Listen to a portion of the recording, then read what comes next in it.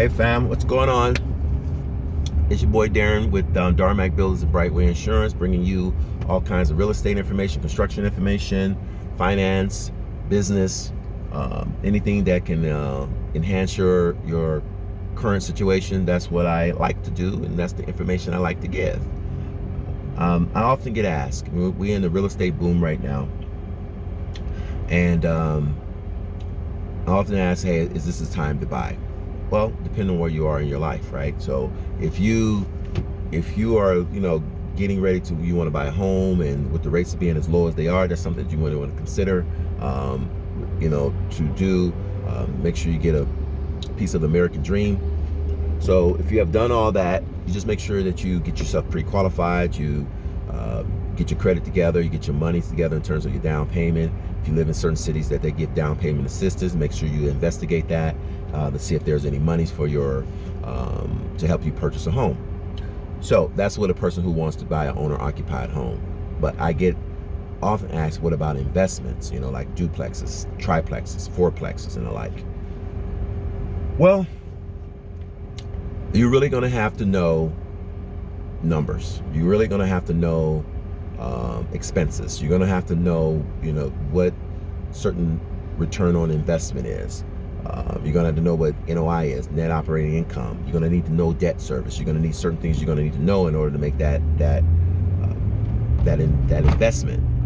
So let's start at the top. So what I always try to look at when I'm looking at a property is look at cash flow. What are you going to look at? Because right now we're in a market that things are high. So you're not going to probably get things at whatever, like, oh, I'm going to get this great deal, especially if it's an investment property or something that's going to bring you monthly income. The only thing that helps you now is because the rates are so low. So when you're borrowing money at a low rate, and that helps you. I've been in the market when it's 2008, when rates weren't this low and the market took a dive, and it is what it is. So you want to make sure that, hey, I'm going to buy this property. I'm putting down 20%, 25%. I'm financing, 75 or 80%. All right, what is my PI? PI is what your principal and interest, right? What is my PI? What is that number? Okay, let me know what that number is. I haven't gotten into what your rent payments are going to be. I'm just right now, what is my PI? All right, so what my PI is, okay, what are my taxes on this building? You take your tax and divide it by 12. And what I'm giving you is just the basics of it. I'm not getting in depth of it because it can be, I can complicate it. I can make it convoluted, but I'm not going to do that to you. So I'm just giving you basic add, subtraction, division, whatever. So, hey, what are my taxes? My taxes are $1,200 divided by, 12. That's $100 a month. Just give you an example. All right, what are my taxes on this property? Same scenario. You can give that number. What is my tax going to be in there? And so now I got what you call a PITI. My principal, interest, taxes, and insurance. That's what that stands for. That's what the acronym stands for. Principal, PITI. All right, so you say, okay, I'm done. Okay, this is what I'm expected to pay.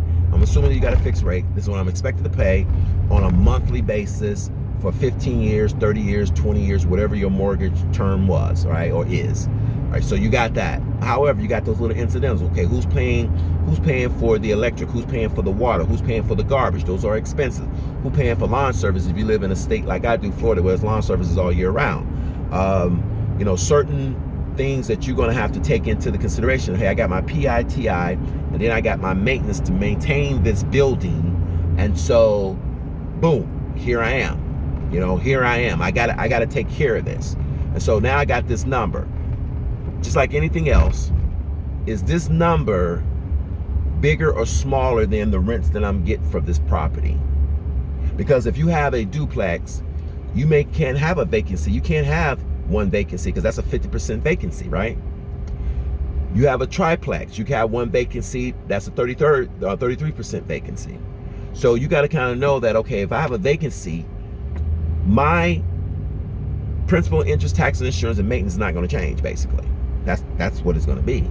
Your grass still need to be cut if somebody's in that duplex or not.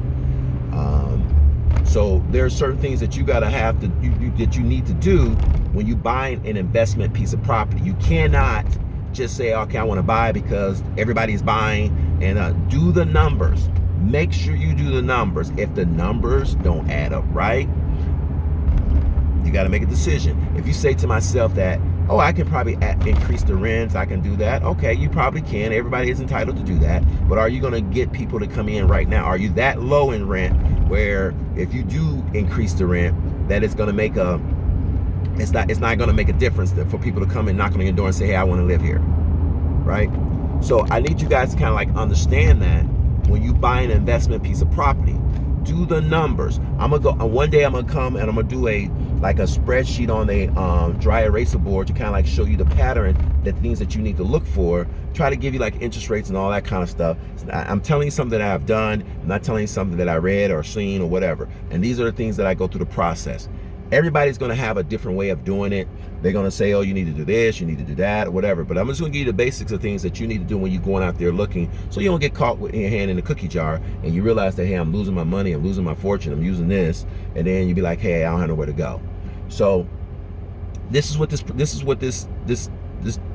my videos do. And if you like my videos, I want you guys to subscribe to my YouTube channel. It's Darmac Builders. I'm keeping that brand there and let you know this is what I'm doing, because you can be, some people look at me as a contractor guy, some people look at me as an insurance guy, some people look at me as a guy who can do consultation. I'm all of that. And then because this is what I do for a living, everything is intertwined.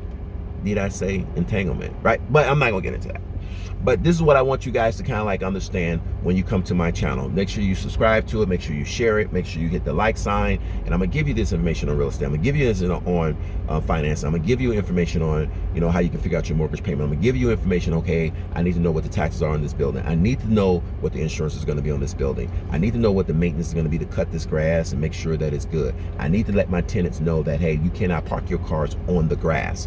All those things gotta be taken in place so you can build up that passive income, so you can build up certain things to make yourself and your family secure for the future. So with that being said,